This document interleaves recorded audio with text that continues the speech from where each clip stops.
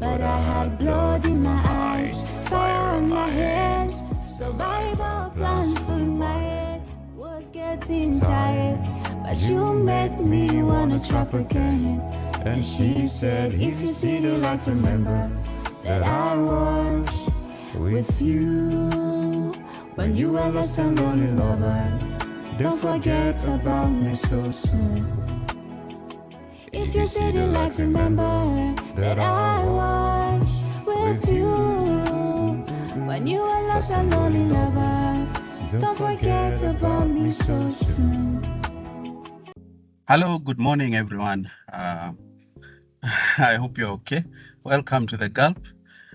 You may recall that last week we started the discussion on AI integrated assessment. I showed you a sample, one that I am experimenting on with my class.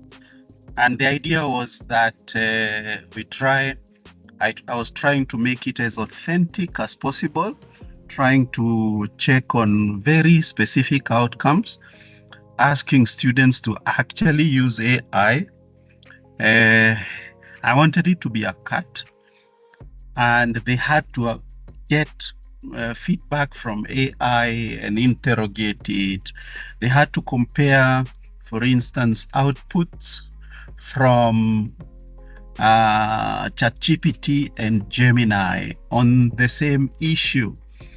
At one point, they had to watch a 5-minute video.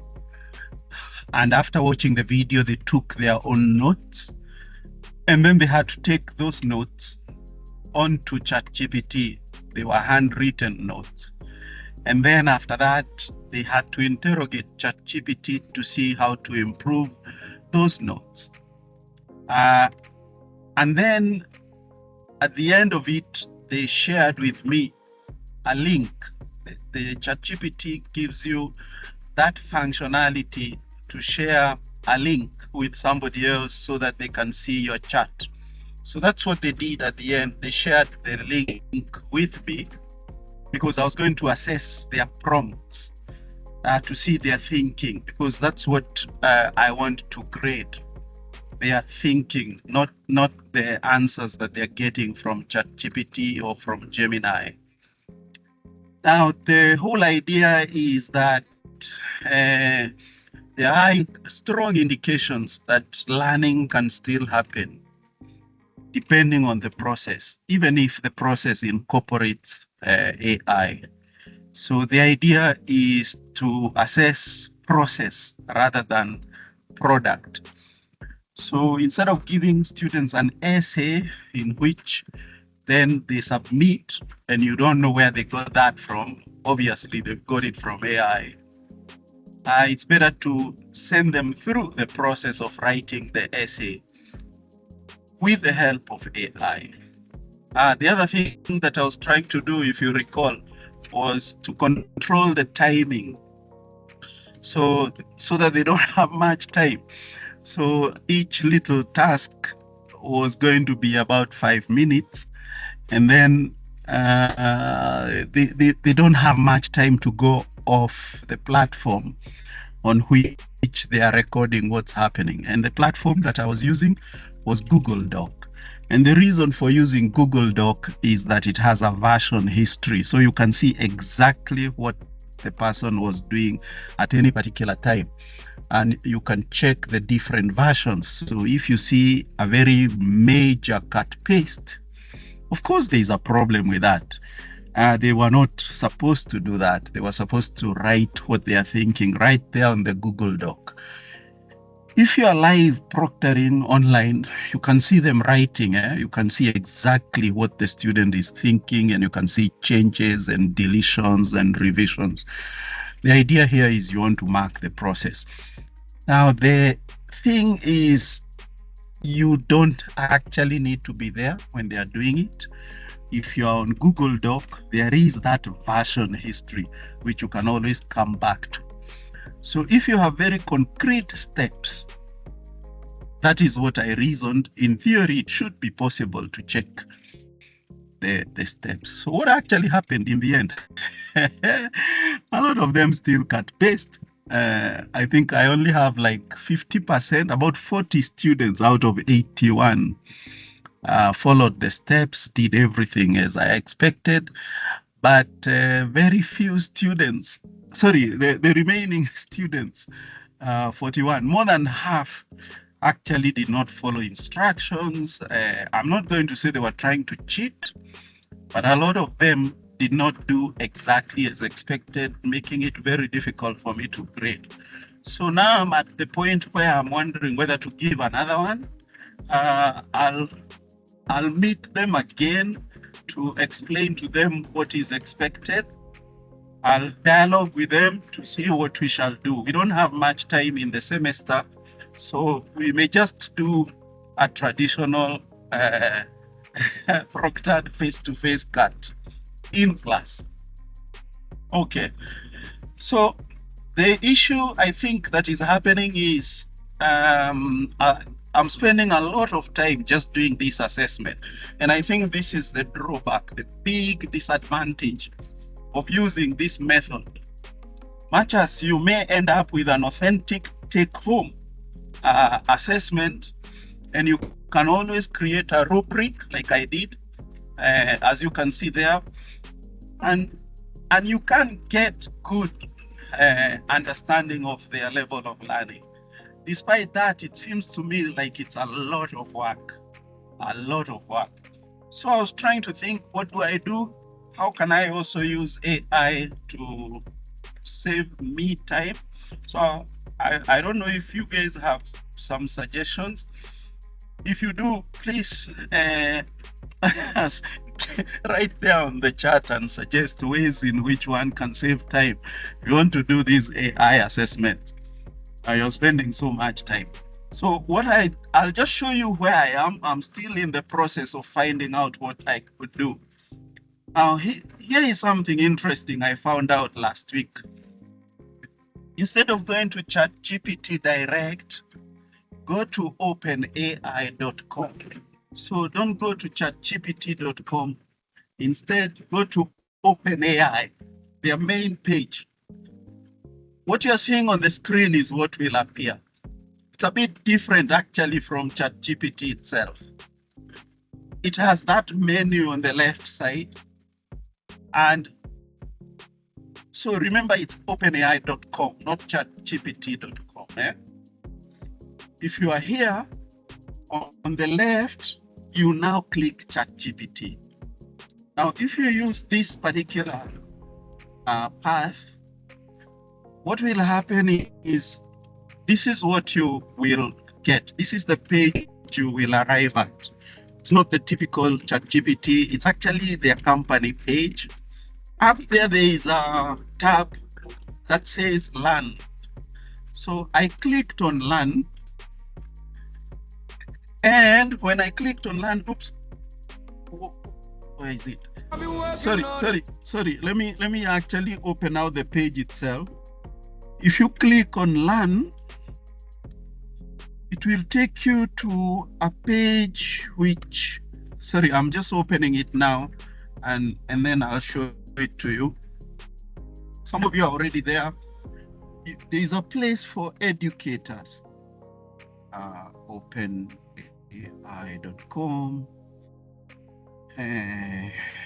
Click ChatGPT, and then click Learn.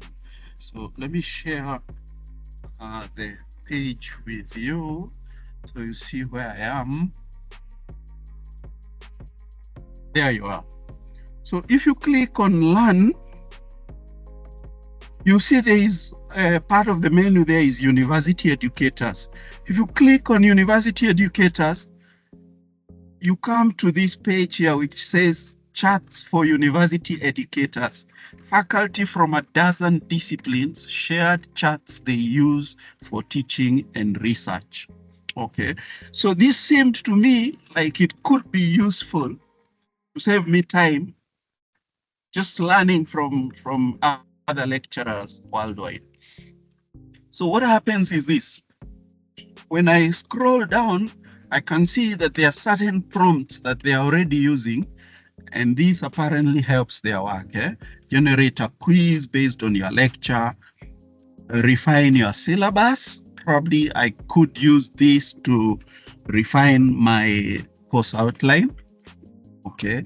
Tailor a problem set to your students' interests. Process your course feedback. So you upload the course evaluation and then ask ChatGPT to quickly help you understand what the students want and what could happen in the future. Improve your lectures.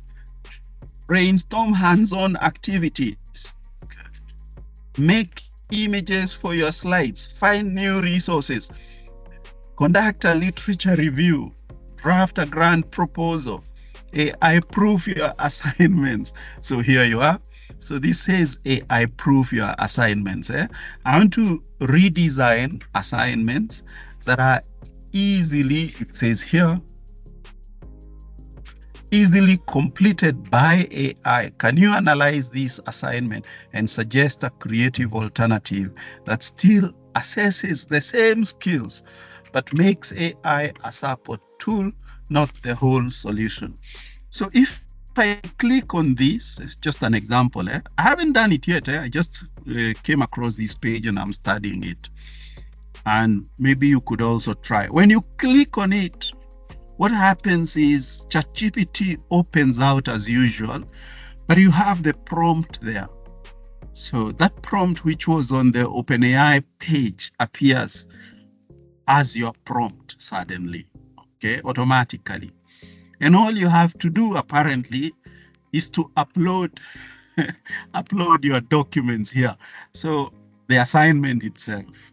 And then you ask ChatGPT to redesign their assignment. I think this will be very, very interesting for us to try and see how it works. I'm very interested in following up ChatGPT more than even Cloudy, Gemini, and so on.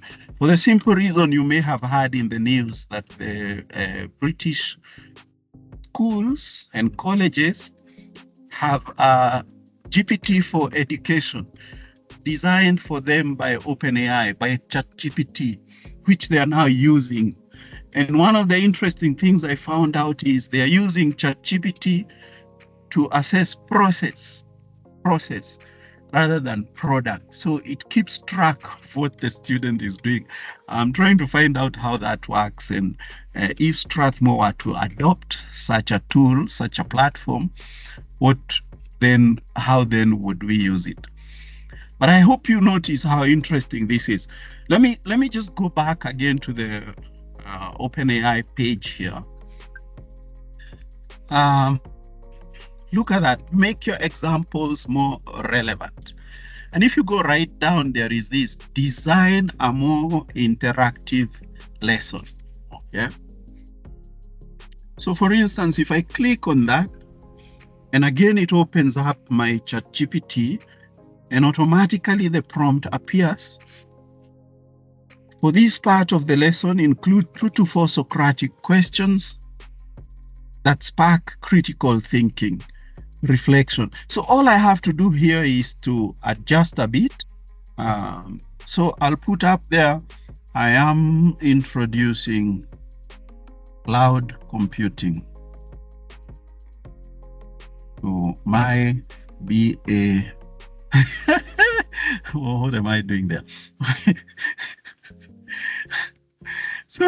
So you just adjust, you edit it, and I tried this yesterday and it was amazing what it gave me. I gave it more instructions, more details about my specific class, and it was wonderful. It helped me create a very good interactive class, which I'm going to try out this coming week. Now, the thing is this. The point I'm making is this: perhaps we could use this to save us time, even though it's not saving me time in the assessment itself. It's helping me save time in planning, time with the classes themselves, and many other things possibly, all right?